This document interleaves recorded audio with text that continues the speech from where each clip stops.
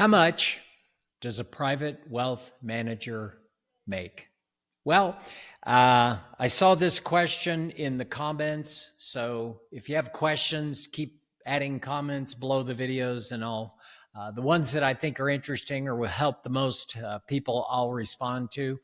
But I've done other videos on this type of topic. So the term private wealth manager, just like the term wealth manager, is in the financial services industry more of a marketing term than anything else.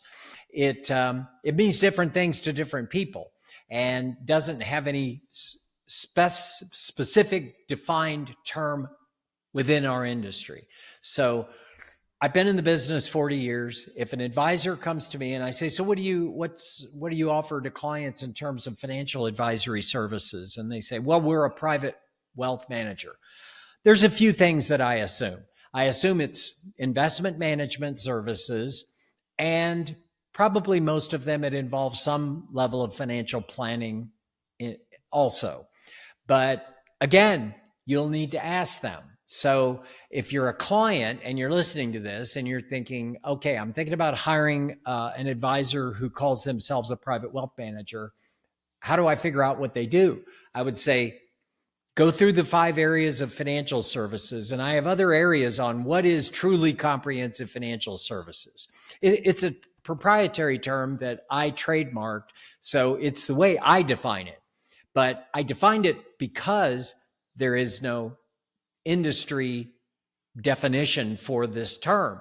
And so I defined it so that potential clients had something they could understand and I could promise an outcome. And for me, it's coordinating strategies and tactics around 5 areas.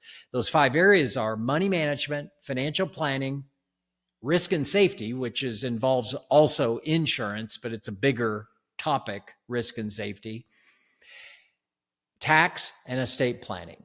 So if someone says I'm a private wealth manager, you should say, what are the services involved with that? And walk through all 5. Money management. Does it involve investment management services? Yes. And what are those? And let them explain.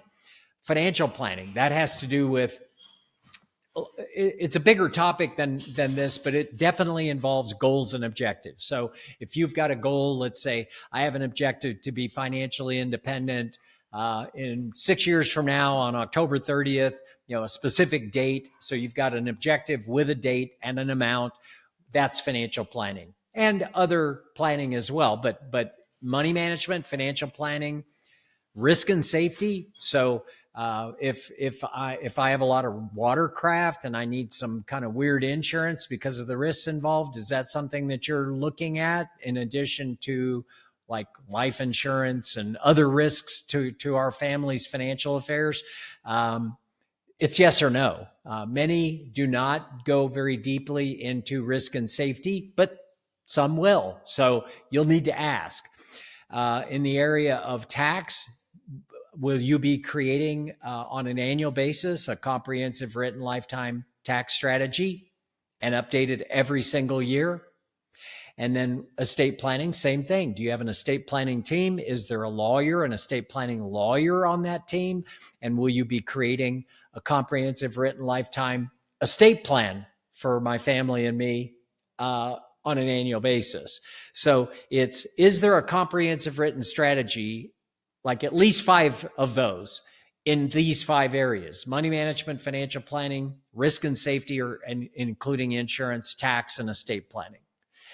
And are there tactics that'll be custom tailored to me and my family and what we should be doing to remain on track to our objectives? Like how many recommendations? A lot of firms can't really answer that question, but I can tell you the standard in our firm, and it's not something I tell clients, but it's something I tell my internal team. In those 5 areas, I've got an individual heading it up. Like I've got in the area of money management, I have a chartered financial analyst who creates the comprehensive written lifetime money management strategy and updates it annually. And every holding for every client has a sell strategy. Like under what circumstances would this holding of this client be sold.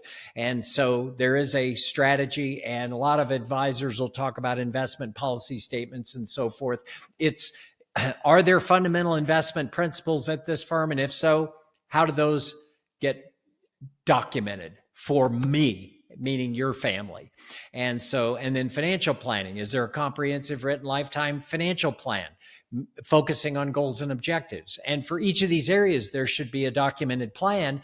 And I tell my team internally in each of the 5 areas, you've each got to come up with 10 action items that are above average and impressive, that are non-routine, non-boilerplate. We need to give those to the clients as well. So if there's some kind of routine recommendations that in their situation are just kind of standard advice that really, if they went to any firm, they'd get the standard recommendations. Well, I call those boilerplate.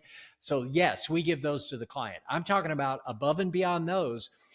Each of our 5 areas are looking at the client situation, and they're reading the client file, or they're interacting with the client to get more information, but they're doing a little bit deeper dive to come up with at least 10 annually action items or recommendations. These are the tactics that are required to remain, for the client to remain on track to all their objectives. So it's all of that.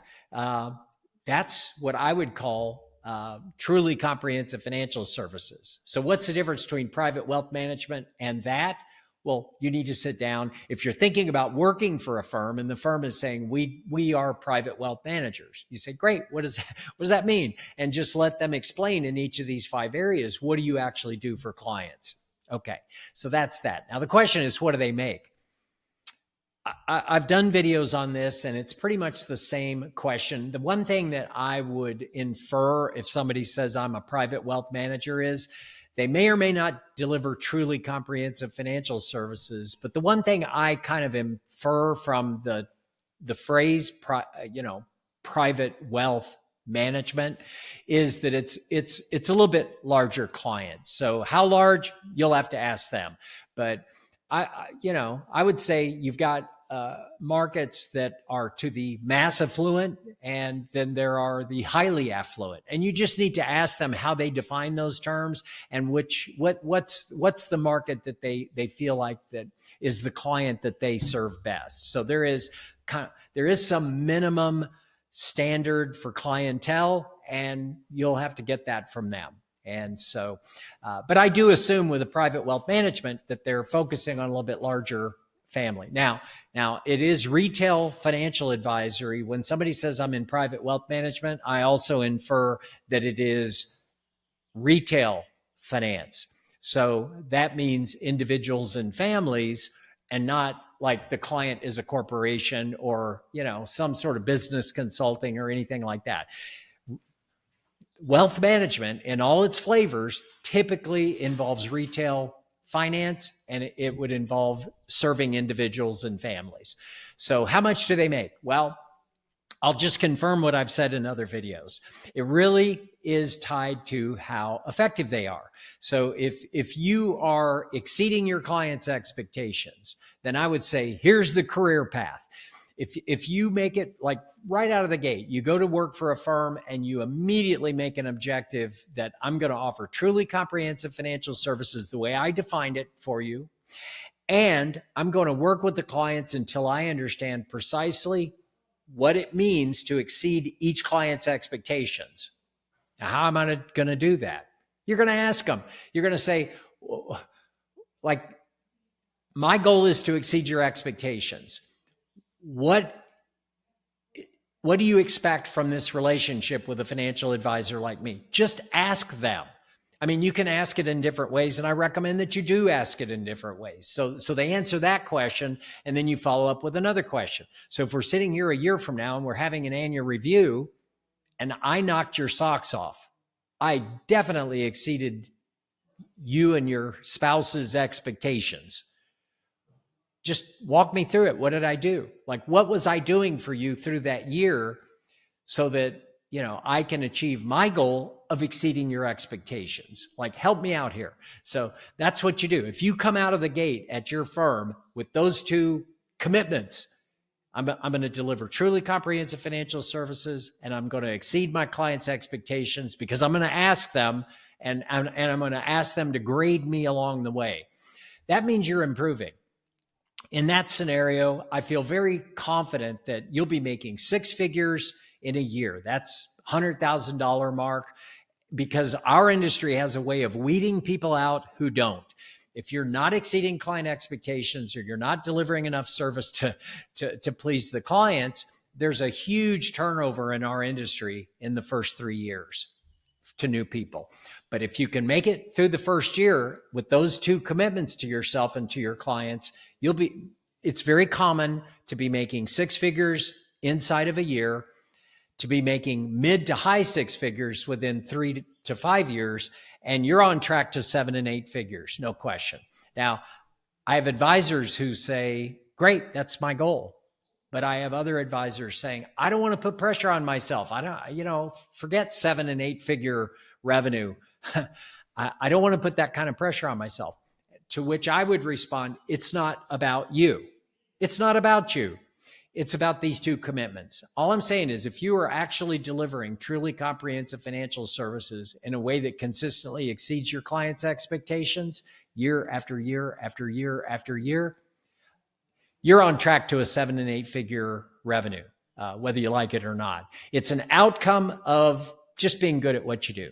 So I hope that answers the question. Keep adding comments, and if you have questions about the industry, I'll select the ones I think might help people the most. There's other issues on this topic of compensation that I would like to touch on, but I'll save it for a separate video. But it has to do with profit margins. So if you're in a firm and you're able to set your fees for things like financial plans, or even your annual fee for managing clients' financial affairs, then there are other topics that are relevant here that we need to get into. Because at my firm, we insist that every financial service or product have a minimum of a 50% profit margin. And so I've been coaching and advising financial advisors since 2002. And that's one thing that I am very strict with the people that we consult and mentor, the financial advisors. There are a lot of advisors out there that create financial products and services that have very low profit margins, or they're giving away free services, and which I think is unprofessional, but we can get into it. Just if you've got questions on anything having to do with financial services industry, just put the question, and if I think it would help enough people, I'll create a video and address it.